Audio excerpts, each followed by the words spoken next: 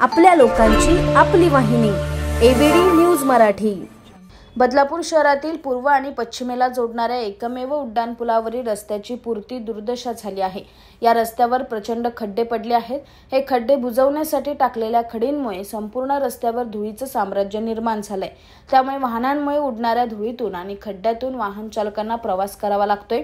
हा शहरातील एकमेव उड्डाणपूल असल्याने पूर्व आणि पश्चिमेला जाण्यासाठी वाहन चालक याच पुलाचा वापर करतात।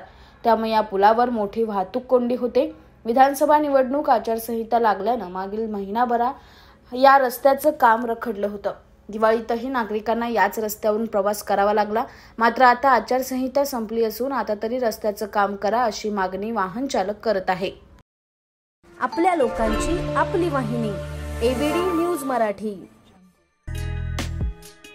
आपल्या एबीडी न्यूज मराठी या यूट्यूब चॅनलला सबस्क्राइब करा।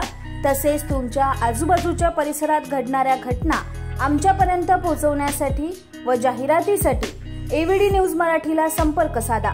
संपादक रेश्माताई दुधाने 9765529008 आणि 9370508280।